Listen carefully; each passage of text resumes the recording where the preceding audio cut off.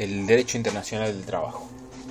Las leyes laborales solo valen dentro de determinado territorio y se sujeta a límites personales, espaciales y temporales, lo cual deriva del principio del territorio, el principio territorial del derecho internacional. El problema se presenta ante casos como desplazamiento de trabajadores de un país a otro, por ejemplo, que caerán en la esfera del derecho internacional privado. El derecho internacional del trabajo se centra en dos aspectos: A, el que deriva de los individuos por razón de su nacionalidad y en su condición de trabajadores, y B, los trabajadores bilaterales o plurilaterales que se refieren al trabajo y cuyo destino es fijar las normas de reciprocidad en relación a determinados trabajadores. Se ha definido al derecho internacional como aquel que regula las relaciones de unos estados con otros, considerados como personalidades independientes, los vínculos entre súbditos de distintas naciones o las situaciones de derecho de los extranjeros con respecto al territorio en el que se encuentra. El derecho internacional se divide en público y privado. El público hace referencia a las colectividades nacionales como estados de relaciones jurídicas, es decir, los estados, rigiéndose casi exclusivamente por convenciones bilaterales o plurilaterales, por ejemplo, tratados, y en segundo término, el derecho internacional privado se integra por aquellas normas que rigen las relaciones de orden particular originadas entre personas de distintas nacionalidades. Podemos así afirmar que existe un derecho internacional laboral público y uno privado. ¿Cómo evoluciona el derecho internacional? Podemos decir que hasta 1919 se desarrolló un derecho común en todas las naciones, en la medida en que se desarrolló similarmente el civil, el comercial o el penal.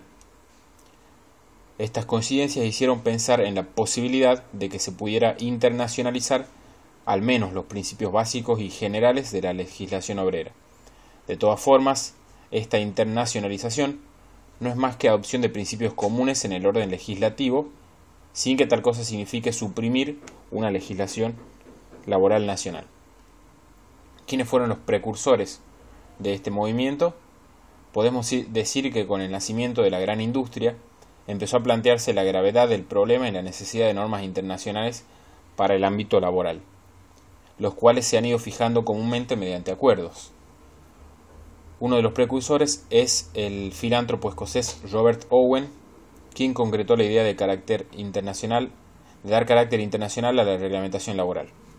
En el año 1818, Owen dirige una petición al Congreso de la Santa Alianza para crear un Congreso Internacional que estudiase la creación de una ley de carácter global sobre el derecho del trabajo.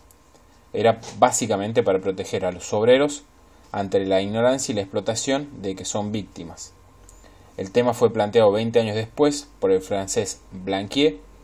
Sin embargo, fue el industrial Daniel Legrand quien a partir de 1844 lanzó una serie de proyectos tendientes a elaborar una ley internacional obrera para proteger a esta clase contra el trabajo precoz y excesivo, a fin de impedir que sean explotados, y además tenía en cuenta la competencia comercial entre los países basada en imposición de condiciones de trabajo diferentes en cada uno de ellos. La Conferencia de Berlín de 1876. En junio de aquel año, el coronel Frey proclamó la necesidad de examinar si Suiza no debía convocar o provocar la conclusión de un tratado internacional que regulase la cuestión obrera, de manera uniforme en todos los estados industrializados. A pesar de tener cierto apoyo del gobierno suizo, nunca fue tomada tal proposición y nunca tuvo la repercusión que él deseaba. Frey insiste en 1980 y hace votar una moción por la que se invitaba al Consejo Federal a entrar en negociaciones con los principales estados industriales con el objeto de provocar la creación de una legislación internacional sobre fábricas. Consultados varios estados, las respuestas no fueron satisfactorias y pese a ello el gobierno suizo invitó de todos modos a una conferencia preparatoria para septiembre de 1889 para examinar la posibilidad de un entendimiento internacional. Como programa de discusión se ponían los siguientes puntos: primero, prohibir el trabajo los domingos; segundo, edad mínima de los niños para trabajar Tercero, duración máxima de trabajo para los jóvenes. Cuarto, prohibición del trabajo para menores y mujeres en cuestiones insalubres. Quinto, restricción del trabajo nocturno para menores y mujeres. Sexto, ejecución de las disposiciones adoptadas, las que citamos anteriormente. Finalmente se reúnen el 5 de marzo de 1890 en Berna, pero a petición del emperador alemán Guillermo II, Suiza retira la invitación y envía una nota a las potencias donde decía que el imperio alemán había tomado la iniciativa de invitar por motu propio a Berlín para mediados de marzo a todos los estados, para que no hubiera dos reuniones simultáneas, es decir, la de Berlín y la de Berna, en Suiza. Alemania adoptó como suyo el programa suizo que acabamos de citar, agregando únicamente la reglamentación del trabajo en las minas. Finalmente se reúnen el 15 de marzo de 1890 en Berlín. Si bien hubo acuerdo acerca del tipo de la legislación que sea internacional, se pone en evidencia la falta de toda preparación técnica y de información necesaria para llevar a cabo dicha tarea. El reconocimiento de este hecho hizo que en 1897 se reunieran economistas y universitarios en Bruselas, bajo la inspiración del profesor Mahain, para examinar las legislaciones y preparar una conferencia que debía crear un organismo internacional permanente. Otra conferencia tuvo lugar en París en 1900, organizada por el director de Trabajo de Francia, Fontaine, y adoptó los estatutos de la Asociación Internacional para la Protección de los Trabajadores, que se constituyó en 1901. Promovió las conferencias, una técnica y una diplomática, en 1901 y 1906. Se adoptan allí convenios sobre prohibición del trabajo nocturno de mujeres y empleo del fósforo blanco. En 1913 la asociación propuso la sumisión a una tercera conferencia dos proyectos de convenio sobre prohibición de trabajo nocturno de jóvenes en la industria y la jornada de 10 horas para mujeres y jóvenes. Esta tarea fue interrumpida por el estallido de la guerra. Terminado el conflicto, los sindicatos, gobiernos y las patronales comenzaron a aceptar una participación conjunta en materia económica y social. Y en el plano internacional dicha participación fue preparada por varias declaraciones hechas por la Federación Americana del Trabajo en las que se exigía la reunión de una conferencia de trabajo al mismo tiempo que la futura conferencia de paz. Pasamos a la conferencia de Berna. Esta conferencia de Berna es una de las más importantes, se celebra en 1919 y se elaboró la Carta de Trabajo. Además de pedirse medidas para una adecuada protección al trabajador, se solicitó elaboración de una legislación internacional, en la cual hubiera partes iguales de delegados gubernamentales de los países miembros de la Sociedad de las Naciones, hoy ONU, y de la Federación Internacional de Sindicatos Obreros. Convocar una conferencia anual de representantes de los trabajadores organizados de cada país y dar a sus decisiones fuerza legal internacional. Antecedentes de la Organización Internacional del Trabajo. Primer antecedente que vamos a citar son las cláusulas de Leeds. El final del siglo XIX encontró a una Europa convulsionada con condiciones precarias de trabajo. Las coaliciones, luchas, huelgas y desmanes eran algo característico. El siglo XX comenzó con esta herencia social en un clima de total incertidumbre política. Dentro de ese clima llega la Primera Guerra Mundial y los gobiernos aliados deberán atender su proceso bélico sin descuidar sus economías internas. Era necesaria una colaboración tanto del pueblo como de la industria y del abastecimiento del comercio, como condición indispensable para poder continuar. Esto llevó a que los aliados buscaran dialogar y concretar con las organizaciones obreras una tregua interna, asumiendo un compromiso de mejora para el futuro. Así sucedió con la reunión de Leeds, Inglaterra, en 1916, donde se llegó a un verdadero compromiso con la paz social interna mientras dure la contienda. Durante la Primera Guerra fueron discutidas las cláusulas sociales que debía contener el futuro tratado de paz. En julio de 1916 tuvo lugar en Inglaterra la conferencia de Leeds, en la que participaron Bélgica, Francia, Inglaterra e Italia, que fueron convocados por el Comité Confederal del Proletariado Interaliado. Como resultado, se formuló la siguiente declaración. La conferencia declara que el tratado de paz que pondrá fin a la guerra actual y que asegurará a los pueblos libertad e independencia política y económica, debe igualmente ponerlos fuera de los ataques de la competencia capitalista internacional y deberá asegurar a la clase obrera de todos los países un mínimo de garantías de orden moral y material relativas al derecho laboral, al derecho sindical, a las emigraciones, a los seguros sociales, a la duración, higiene y seguridad en el trabajo. Principios estos que son de vigencia o tratan de ser de vigencia hoy en día. Para que se vea la importancia de las cláusulas de Leeds. Luego vamos a pasar como antecedente al Tratado de Versalles. Al término de la Primera Guerra, la situación social era alarmante. Los planes de Berna tuvieron concreción. El presidente Wilson de Estados Unidos proponía la designación de una comisión especial para que estudiara medidas a tomar para proteger internacionalmente a los trabajadores. Esta propuesta fue aceptada y se formó una comisión de legislación internacional que fue integrada por sindicalistas, gobierno y universidades presididas por Gompers, la que elaboró un proyecto de convenio adoptado por la conferencia.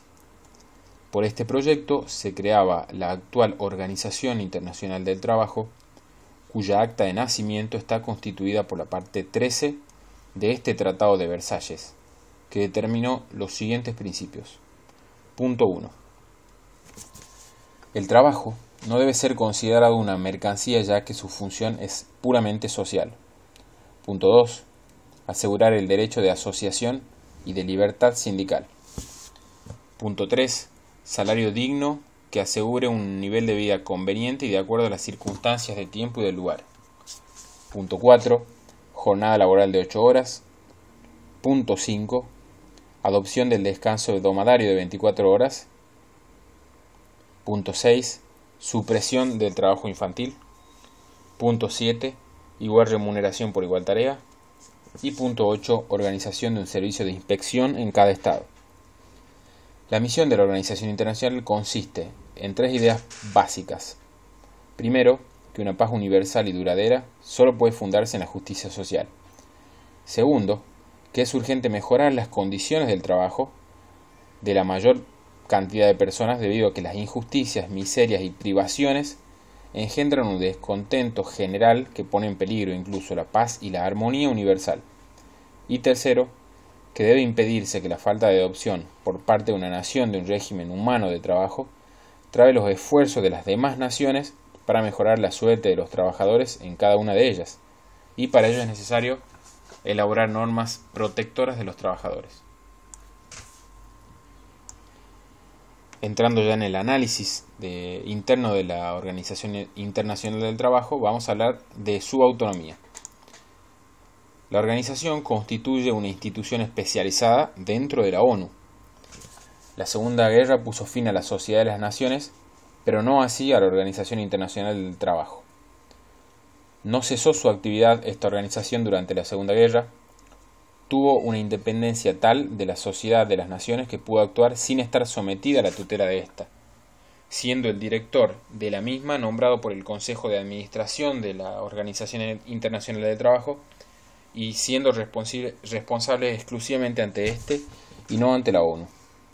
Las relaciones de la ONU con la Organización Internacional del Trabajo son las de un organismo con atribuciones generales frente a otro con atribuciones más específicas, estando ambos en pie de igualdad. Estructura de la organización.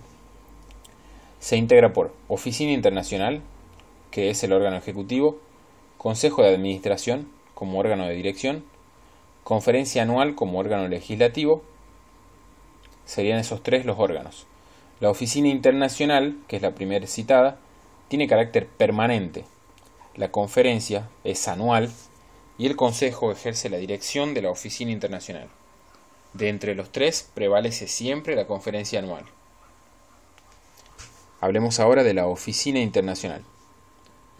Es permanente y tiene sede en Ginebra. La Oficina Internacional es permanente y tiene sede en Ginebra. Es un órgano técnico de carácter práctico, tanto en la elección de sus asuntos como en el modo de tratarlos. Sus funciones son preparación, organización y ejecución de los acuerdos de la conferencia, tiene también funciones de información e investigación. La distribución de las informaciones se realiza de dos maneras. Por un lado, respondiendo a peticiones de los gobiernos o de las asociaciones patronales, obreras y demás organizaciones, así como a peticiones individuales. Y en segundo término, publicando en periódicos y estudios, asegurando su difusión a gran escala. Por otro lado, el Consejo de Administración está compuesto por delegados gubernamentales, patronales y obreros. Se reúnen 3 o 4 veces al año y son sus funciones: orientar y fiscalizar la actividad de la oficina, preparar el presupuesto, ejecutar decisiones de la conferencia, fija el orden del día de las reuniones de esta última, sigue procesos de ratificación y aplicación por parte de los estados de las recomendaciones de la conferencia. La Conferencia Internacional del Trabajo. Este es el órgano de mayor importancia y posee una estructura tripartita. Se integra con las delegaciones de los Estados miembros, con 2 delegados de cada una, uno patronal y otro obrero designados. Las votaciones son individuales y no por delegaciones, es decir, cada delegado puede votar con independencia de los demás delegados de su país. Los delegados 15 días antes de inaugurar una conferencia deben presentar sus poderes.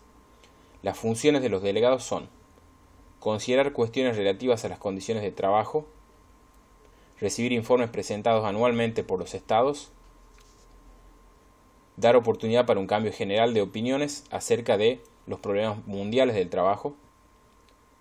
La conferencia, por otra parte, adopta resoluciones, enmiendas, votos, proyectos de convenciones y recomendaciones. El examen de temas a incluir en los tratados internacionales se realiza en el seno de la conferencia en 2 etapas. Primero, se basa en un informe preparado por la oficina, acompañado de respuestas de los gobiernos a un cuestionario que oportunamente les es remitido. Previamente, la oficina prepara un proyecto sobre la base a la que llegará la conferencia en su primera etapa, el que es circulado a los diferentes gobiernos a fin de que emitan observaciones. Para la nueva reunión, la oficina somete otro informe, el que contiene un resumen y análisis de las observaciones que hicieron los estados, como asimismo el texto del proyecto. Dicho proyecto será sometido a una segunda reunión, de donde surgirá el texto definitivo, para su aprobación definitiva. Vemos que para aprobar directamente se necesita una mayoría de 2/3 de los votos emitidos por los delegados presentes en la conferencia. En su afán normativo y según la Constitución del artículo 19 de la Organización Internacional, la conferencia debe tener presentes factores como el clima, la organización industrial insuficiente u otras circunstancias especiales que modifiquen las condiciones de trabajo a fin de inducir en ellas los cambios necesarios.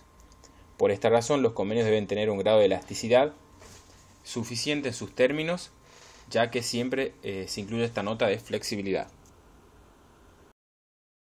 Fines de la conferencia. Sus fines son mejorar las condiciones de trabajo al mismo tiempo que pugna por reconocimiento de la libertad sindical.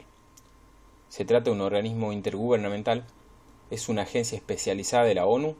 Como nota particular, cabe destacar que las naciones que no forman parte de la ONU pueden ser parte de la Organización Internacional de Trabajo mediante la mayoría de los 2/3 de la conferencia. ¿Cuál es el presupuesto? Está cubierto por contribuciones de los Estados miembros. El Consejo fija y vota los créditos anuales indispensables para desarrollar la actividad. El campo de acción de la Organización Internacional del Trabajo y los métodos que utiliza pueden reunirse en 3 grupos principales. Primero, el normativo; segundo, el de asistencia técnica; y tercero, el de investigación. Pasamos al punto de los convenios internacionales, cómo se aplican en el orden interno. Primero hablaremos de los convenios y recomendaciones. Por medio de la conferencia, la organización realiza la obra legislativa, sin fuerza ejecutiva al principio, la cual la obtiene posteriormente con ratificación de los estados. 2 clases de instrumentos adopta la conferencia: convenciones y recomendaciones. Para ambos necesitamos 2/3 de votos favorables de los delegados. Dichos instrumentos se tornan obligatorios con la ratificación que harán después los estados. Las recomendaciones solo establecen un principio de orientación, es decir, que son distintos a los convenios, por carecer de fuerza normativa. Adoptado un convenio o recomendación, el secretario general remite una copia auténtica a los países miembros. El director remite a los países no miembros también a título informativo. Los Estados miembros están obligados a someter a ratificación en sus parlamentos en un término de 18 meses como máximo, no estando sujetas a tal imposición las recomendaciones.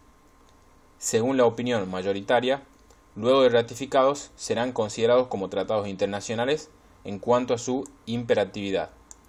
Los Estados miembros están obligados a contribuir en los gastos y a proporcionar datos para el mejor estudio de las cuestiones de trabajo. En cuanto a la ratificación, pueden darse dos supuestos. Primero, que los gobiernos no sometan los convenios a ratificación de sus congresos, pudiendo ser llevados a un tribunal de justicia internacional. Y segundo, que el convenio ratificado no fuera llevado a ejecución, ante lo cual corresponden sanciones de tipo económicas. En el segundo caso, las asociaciones profesionales pondrán en conocimiento a la oficina, quien elevará el tema al Consejo, que lo tratará en su próxima e inmediata sesión. Esta última podrá pedir explicaciones a los Estados miembros y publicar sus resoluciones sobre el tema en su boletín oficial. Una vez aprobada una convención y ratificada, no se admite denuncia y revisión antes del término de 10 años. Su aplicación en el orden interno.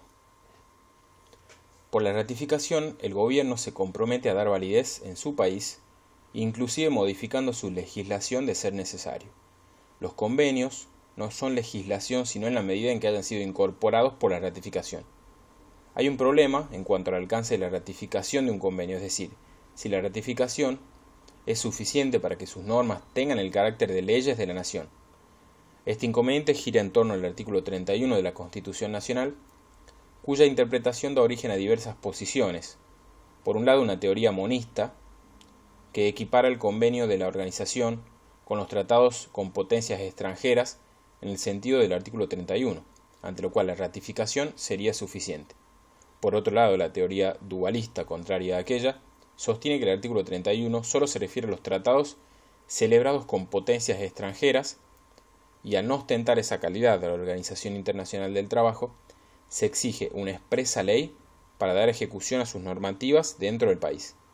La Corte Suprema de la Nación decidió que la conferencia obligaba a los estados a adoptar normas de orden interno tendientes a coordinar los conceptos,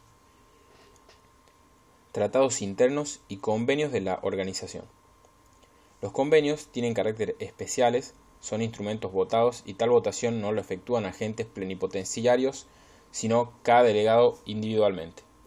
De modo que no podemos afirmar que cuenten con una aprobación directa del Estado.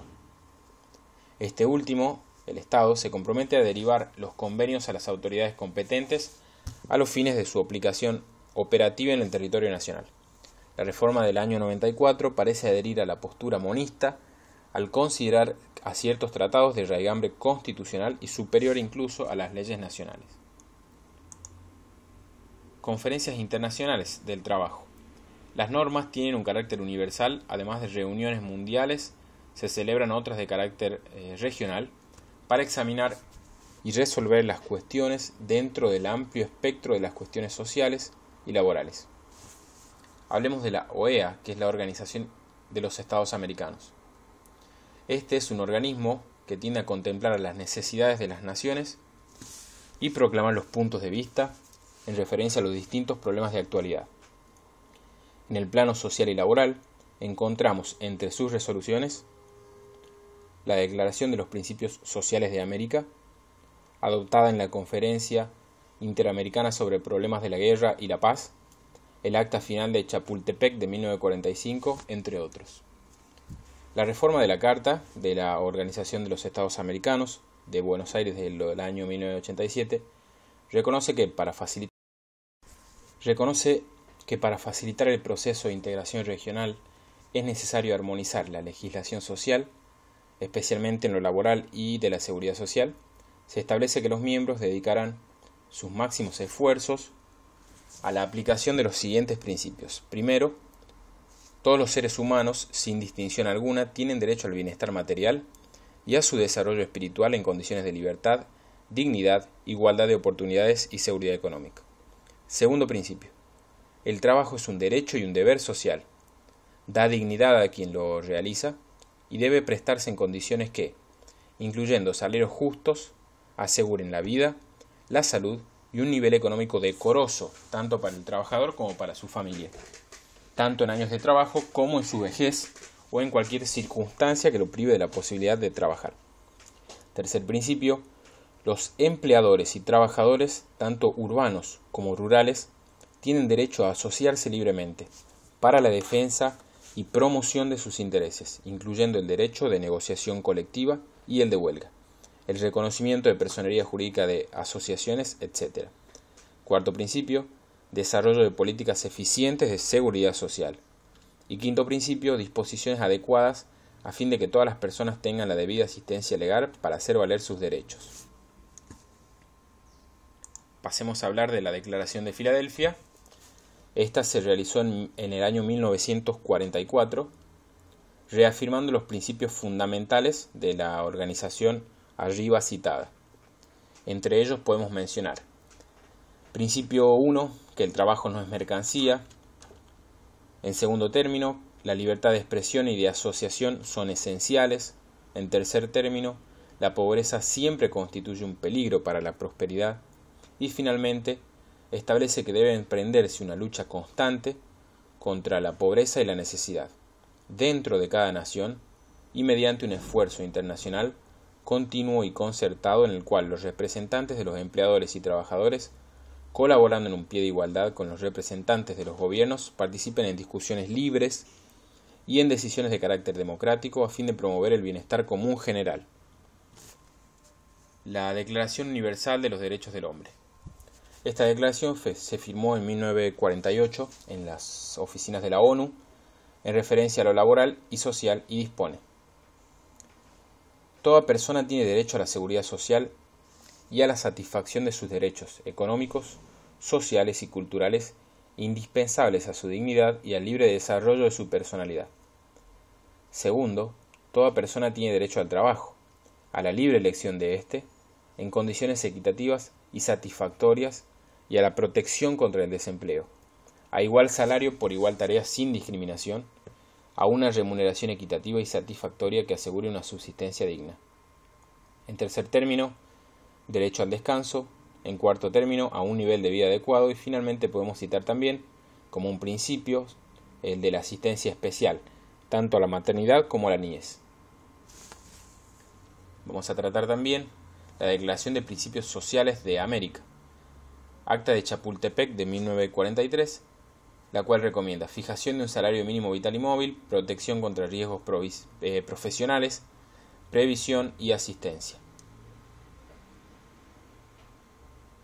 Podemos citar entre las convenciones internacionales y ejemplos de su aprobación la primera Conferencia Internacional del Trabajo de Washington de 1919. La Ley 11.726 aprobó las siguientes convenciones: limitar el trabajo a 8 horas en los establecimientos industriales, la lucha contra la desocupación, la protección del embarazo, el trabajo nocturno de mujeres, la edad mínima de niños en los trabajos industriales, especialmente el trabajo nocturno de niños en establecimientos industriales. La segunda Conferencia Internacional de Génova de 1920. Por Ley 11.727 se aprueban las siguientes convenciones: edad mínima de niños en el trabajo marítimo, indemnización por desempleo ante casos de pérdida o naufragio y colocación de marineros. En la tercera Conferencia Internacional de Ginebra de 1921, por Ley 12.232, se aprueba edad mínima de niños en el trabajo agrícola, derechos de asociación en ese sector, accidentes de trabajo, prohibición del uso del albayalde en la agricultura, que es una pintura tóxica, descanso semanal obligatorio, edad mínima de admisión de jóvenes en trabajo de pañoles y hornallas, examen médico obligatorio de niños y jóvenes empleados a bordo de los barcos. Protocolo adicional a la Convención Americana sobre Derechos Humanos en materia de derechos económicos, sociales y culturales. Protocolo del Salvador. Vamos a citar los artículos 6, 7, 8, 9 y 10 para finalizar ya la temática de esta unidad, a modo ejemplificativo más que nada, este último protocolo, o a modo informativo si se quiere. El artículo 6 va a hablar del derecho al trabajo, colocando como un principio general a seguir que toda persona tiene derecho al trabajo, incluyéndose la oportunidad de obtener los medios para llevar una vida digna y decorosa. Los Estados partes se comprometen a adoptar medidas que garanticen la efectividad del derecho al trabajo y las referidas al pleno empleo, orientación vocacional y desarrollo de proyectos de capacitación técnico-profesional, particularmente los dedicados a minusválidos. El artículo 7 habla de las condiciones justas, equitativas y satisfactorias. El derecho al que se refiere el anterior artículo supone las condiciones citadas, para lo cual deben asegurarse estos presupuestos para propender a aquel. De manera particular, los estados deberán asegurar remuneraciones que aseguren un mínimo de condiciones de subsistencia digna para el trabajador y su familia, derecho a ascensos o promoción en base a competencia, probidad, tiempo de servicio y calificaciones, estabilidad en el empleo o, en caso contrario, régimen indemnizatorio, seguridad e higiene en el trabajo, prohibición de trabajo nocturno e insalubre a menores de 18 años, limitación de las horas de trabajo de manera razonable y derecho al descanso. En el artículo 8 se trata de los derechos sindicales. Los Estados partes, según este protocolo, deberán garantizar derechos a organizar sindicatos y afiliación libre, protección y promoción de los intereses obreros, también la formación de federaciones y confederaciones. Deberá garantizar el derecho de huelga y deberá garantizar la afiliación libre a los sindicatos. Por lo tanto, nadie podrá ser obligado a pertenecer a tal o cual sindicato. El artículo 9 tratará el derecho a la seguridad social. Primero, protección de los organismos de seguridad social ante la vejez, la incapacidad mental o física para poder llevar una vida digna y decorosa. Como segundo principio, establece que para los activos la seguridad social cubrirá atención médica, jubilación por accidentes profesionales o enfermedad, y cuando se trate de mujeres, entre otras cosas, la licencia por maternidad antes y después del parto. El artículo 10 tratará el derecho a la salud. Primero citaremos el derecho a la salud entendido con el más alto nivel de bienestar físico, mental y social, y en segundo término reconoce a la salud como una función pública. Por lo tanto, el Estado deberá adoptar las siguientes medidas: atención primaria gratuita, extensión de la atención primaria a todos los individuos, ya sean ciudadanos o no, total inmunización contra las principales enfermedades infecciosas, prevención y tratamiento de enfermedades endémicas, profesionales y de otra índole, educación sobre la prevención y tratamiento de los problemas de salud, y finalmente satisfacción de las necesidades de salud de los grupos del más alto riesgo.